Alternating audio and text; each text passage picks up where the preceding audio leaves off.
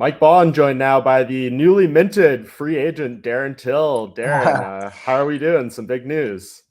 I'm okay, yeah. Some big news, yeah. So you know, see what's happening now in the world.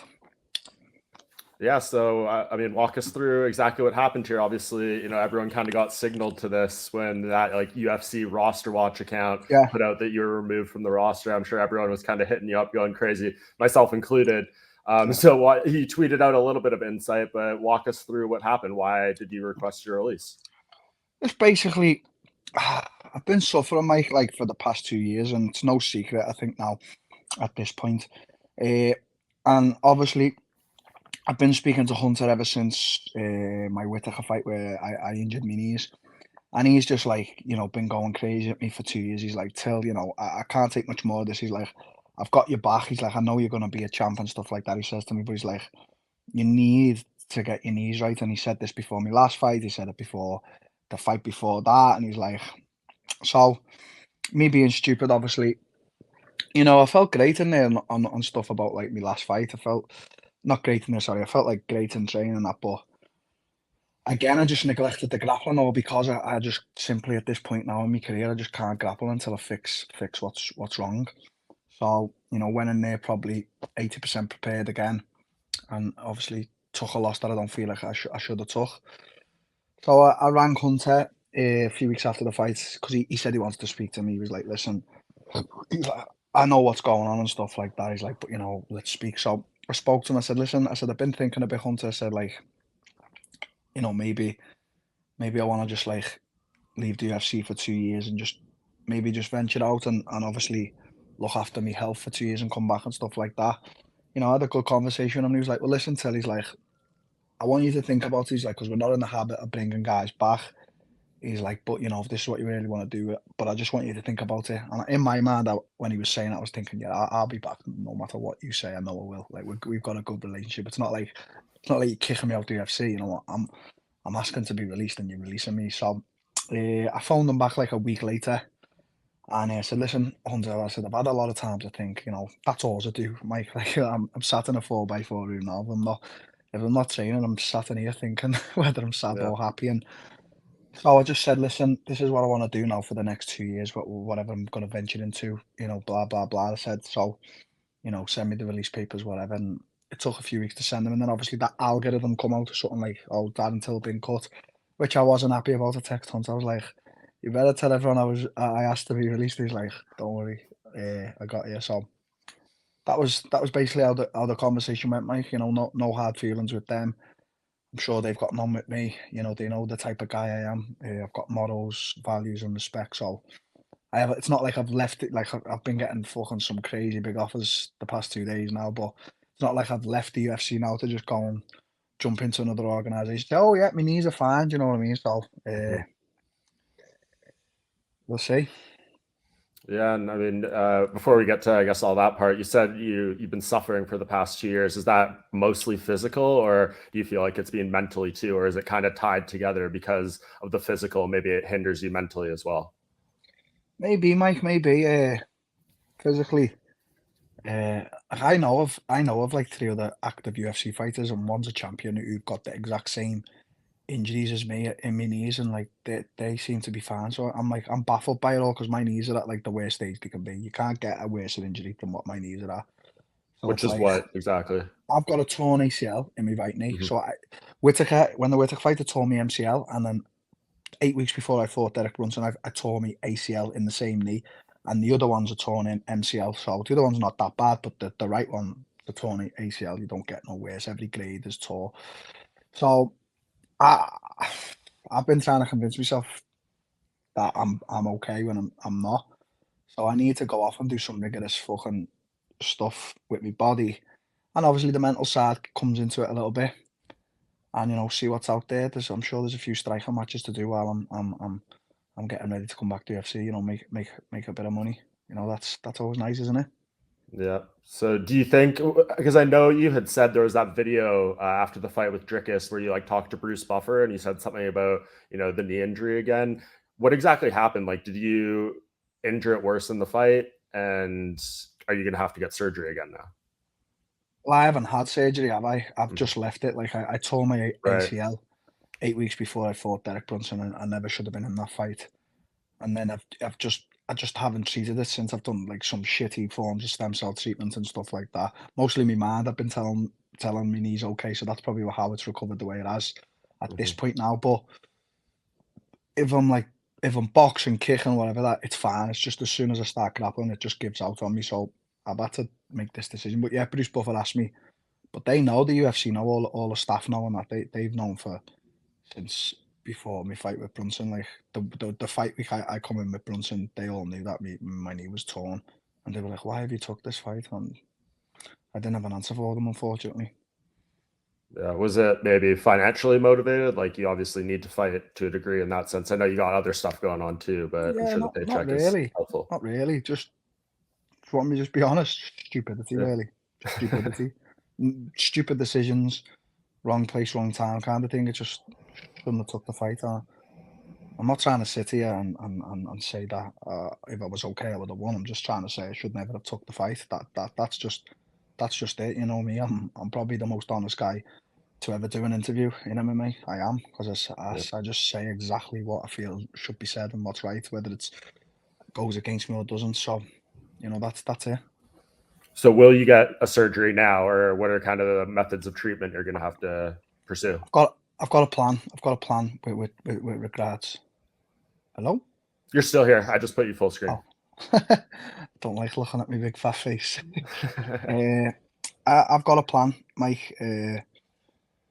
Got a plan in place this year for treatment and what I'm going to do and what I'm not going to do, and hopefully while I'm doing all that as well, I can get a little two fights in or something. Two little striking battles in or something.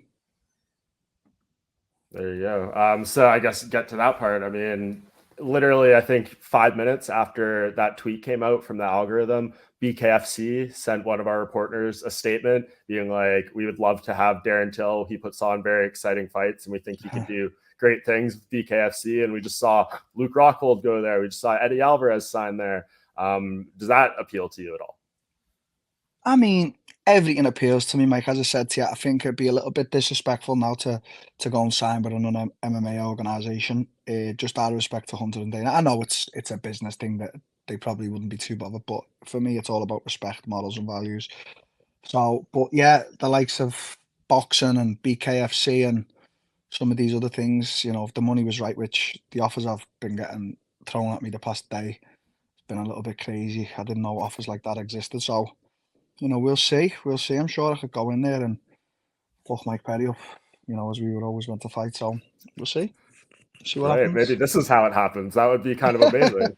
I would, and then make a bit of money, get the body healthy, and then whether the UFC like it or not, get back to the UFC. That's still my main goal and focus. So we'll see. Yeah, that's your end game. You want to be back there. Yeah, but right now it's Yeah. just not. Right now it's just not in my thing. But Mike, it's tough. It's a tough old sport and gaming, and a lot of fighters they're in this game. They think it's going to last forever. They think the money's going to last forever, so they don't financially back themselves. They don't try to make businesses outside of and stuff like that. And obviously, they're always in the gym getting into wars and then in fights. And by the time they're 30, 34, 35, they're fucked in the brain and they're fucked financially and stuff like that. I'm lucky enough to have some solid guys around me, but I'm lucky enough, Mike, to. I'm not a guy who can come out and say I'm a fucking IQ of 190. But like, I'm a clever guy. I've been able to create some brands and businesses that are gonna have a lot of longevity. So there's that, and I haven't really took much punishment in the gym and in fights. So I'm 30, fresh faced, young in the game. I just need to MMA in terms of like what you have to train for is just it's just such brutality, mate, on the body, like, and that's what's affected me the most. If I try to say no regrets, but if I could turn things around a bit, I wouldn't have trained the way I've trained. That's been my most stupid part. Yeah, I was going to ask if you have any regrets, but you kind of just answered it there. So, and now, I mean, how do you fix that going forward? You just have to kind of think twice about how you're preparing for these fights and stuff. 100%. There's nothing else to say. You just yeah, that's it. Yeah. So like they said, we might not, like it's hard to bring fighters back to the UFC. Do you think you're gonna have to win like an MMA fight, or is it all gonna be like these striking matches? Then you come back, whenever you're ready. I mean, I'll do whatever it takes, mate. I'm going back to UFC in 2 to 3 years. That I know that, but it's just Hmm. how I get back there. But take a few little boxing fights with some of these crabs and fuck them up, and then 1 or 2 MMA fights when I'm healthy and again. Dana will have me back. At the end of the day, Mike, I don't say this like as I'm trying to like be a cocky guy or blow me trumpet. Well, I'm one of the biggest names in the sport, so Hmm. it's not like I've come out and have to start again. Yeah, in my mind, I'm going to treat it that way, but like I'm still going to be a big name no matter what. It's not like I'm leaving. I'm just going to go off the face of the earth. I'm going to Hmm. make a bigger impact now outside for when I do come back. So I've got a plan and I'm going to execute it, and hopefully, I can see it through to the end. Yeah, and you seem pretty confident in your decision, but like that week when Hunter told you to mull it over, like how difficult was it? Like, what were the things you were kind of weighing on both sides of being like, maybe I just ride this thing out with the UFC and then maybe I pull the trigger on this risk? Yeah, it's quite tough when he said that. Like, because I know me and Hunter got we've got a good relationship. He's always been fair with me, and I've always been fair with him. I've never come out in the media and slagged him. Because to be honest, if I've ever had a problem with them, I've just told them to the face. I think everyone always knows where they sit with me. I think people will know whether I like it or I don't, or I've got something to say, I'll say it. So like he said that, and I said, okay, Hunter. I said, fair dues. I said, give me a week then to just think, and you know.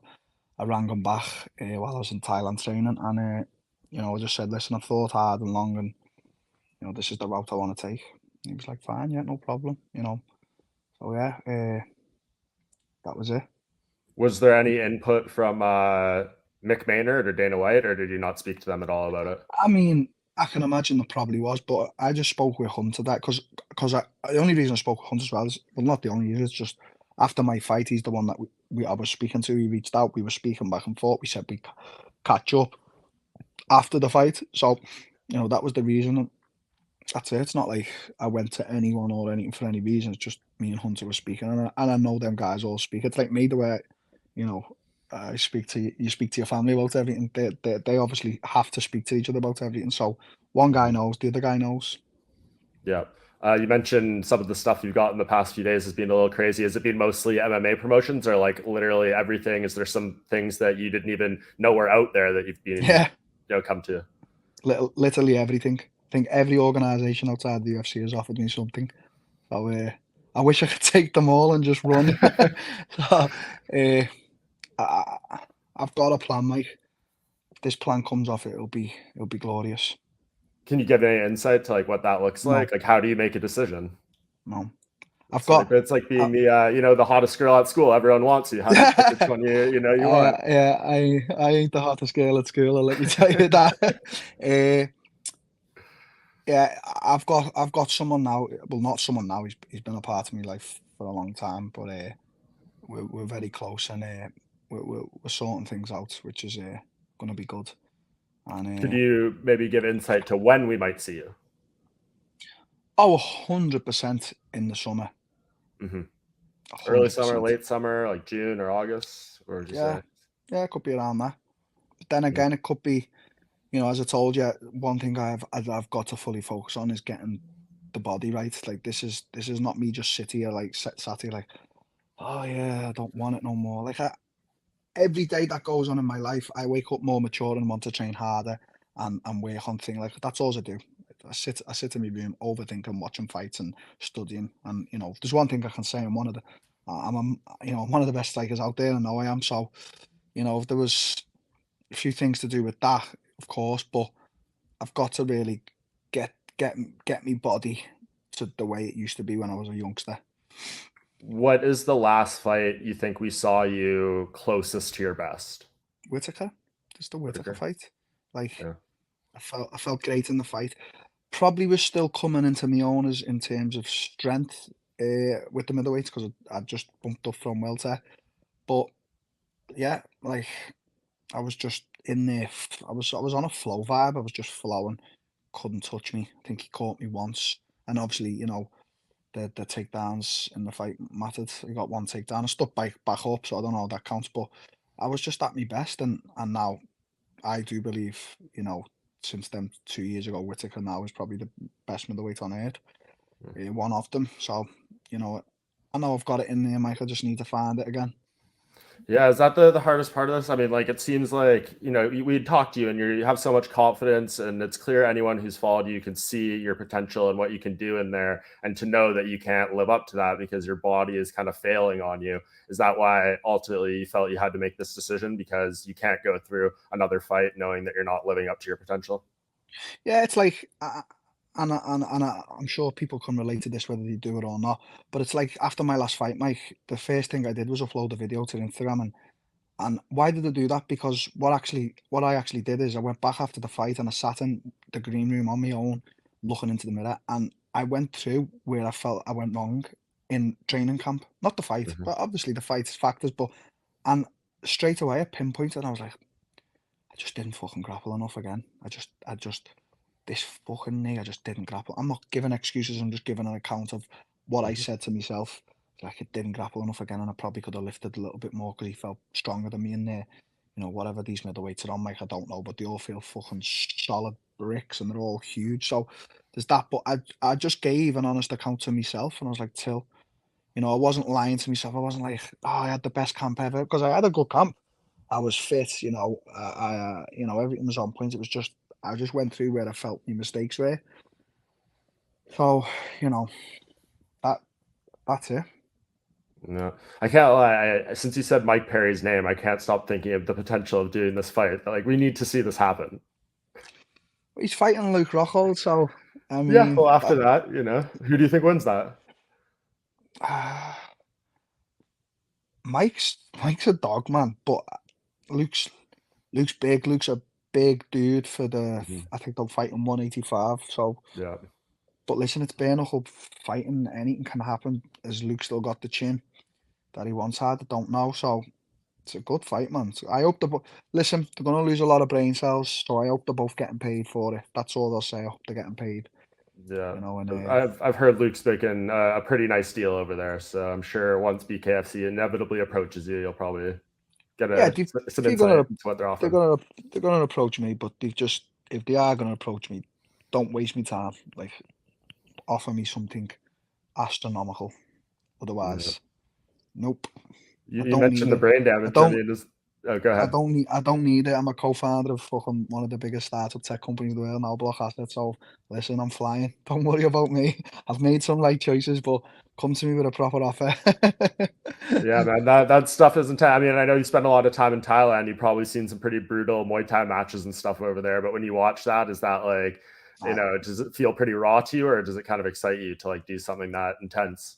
Mike, I'm sorry to say this, but when you're a striker like me, Adesanya, Whitaker, Wonderboy, Conor McGregor, fucking Alex Pereira, you know, John Jones, fuck, I don't want to miss anyone out.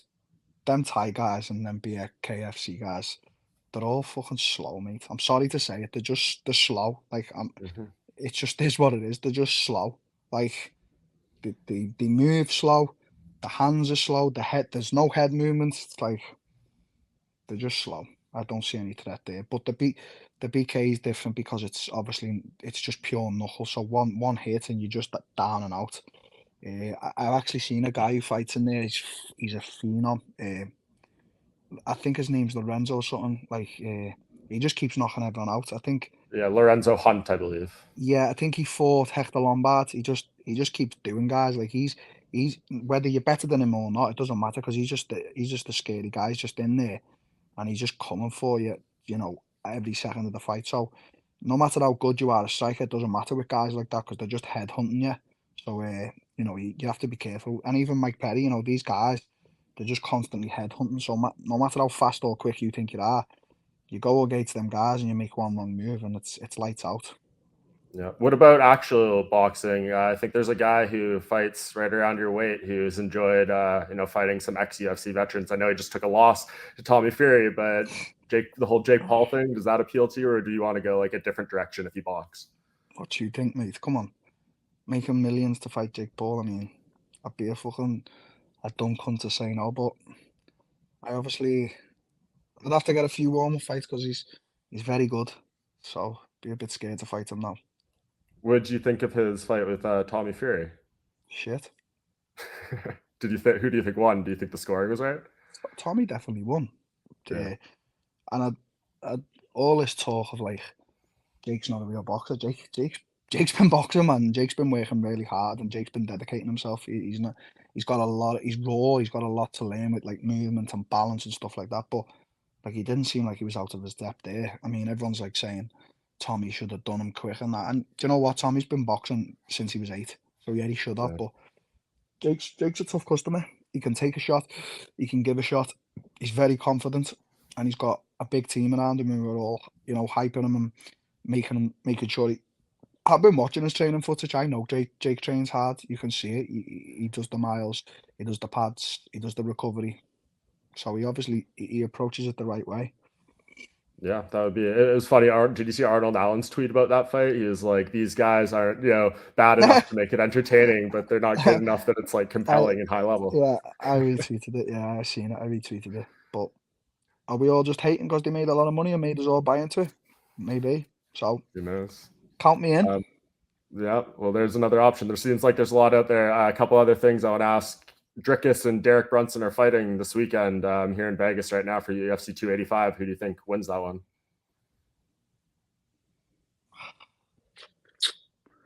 Drickus. Yeah. And what about Izzy and Pereira when they run it back next month? I don't know, man. I just don't know at this point. Like, Yeah. Izzy just keeps winning 4 rounds and then getting. I just don't want to comment. I think it'd be very unfortunate if Izzy were to lose this one against Pereira. I feel like it damages his mental health a lot with it. Or maybe I'm wrong, but I think he does need to win this one. But who knows? Pereira's he's a beast, and he's a block asset athlete. There you go, for sure. Love that. But I saw that video your team sent me of him wrapping his hands with the socks. Did you see that one? Yeah, Is that something common? Have you seen many people do that, or is that pretty unusual? I don't know anything Pereira does common. He's just a lunatic, and he's a fun guy to watch, and he's an interesting guy. So yeah, I'm looking forward to that fight, and obviously the GOAT fights on Saturday, so the best ever. Yeah. 2-3 years, the division, the UFC could change a lot. Maybe some guys that are there now might be gone, or whatever the case may be. Would you be upset if you like miss a fight with a certain person because things evolve over the next couple of years? Maybe Izzy in particular, he really recently said he might not be doing this for too much longer. Yeah, I would love to get the Izzy fight, and I'm sure he would. Striking masterclass as always. But yeah, listen, it's not. It's a sport that's just continuing to evolve, and it's continuing to change as well. Like it's crazy. Like people are leaving the UFC, people are coming. Ngannou's just left, and then these other big promotions. It's a whirlwind of things, and now all this YouTube boxing's coming. That's a lot of money, and now Dana started this Slough fighting league. It's just there's a lot I don't want to happening. see you there. I'll say that right now. No. Please don't do that, Dan. You'd never see me do something as stupid that. But I will say, it's quite interesting to watch. But yeah, I'm not the biggest fan of it, even though it's just so fucking brutal, man. I hate watching like the slaps, but at the same time, you can't turn away. Yeah, it's tolerable in very small doses, I feel like. Yeah. Dana loves it. You said it right there, though. Like, for this to happen, I don't think there's a better possible time for you to do this. Like you said, all the offers come in. You mentioned Ngannou, like all these things. It's very clear there's a really good market right now for someone in your position. So it seems like whatever it is next, it's going to be great. Yeah, and one thing I'll say is, unless this is how I am as well. Unless someone wrongs me, all doors are open. Like, so my like whether what the UFC say or not, in 2-3 years things can be different. My door's open with the UFC, and that's how I like to keep it. If someone does, and as I said, Mike, if any time I've ever had a problem, I'll go directly to the source. You won't see me on here slagging, him or her. I'll just text them or whatever. I've got Dana Hunter. I've got this problem. Can we resolve it? Yeah. So. Okay, well, I think that's a good place to leave it, more or less. Is there anything we didn't touch on, or any message you want to get out there to your fans or your supporters about this whole thing? You know what, Mike? I just feel a love day after day, whether I'm on Twitter, Instagram, or whether I'm in the street, and I just thank everyone for all my fans for sticking by me, and thank you. We're still on the journey, and we're going to be on it for another few years, and let's see where it takes us. It's exciting times, it really is. It is big things ahead for you, Darren. I appreciate the time, and I'm excited to Sound. see what's next for you. Thank you, Mike. Appreciate it. See you soon.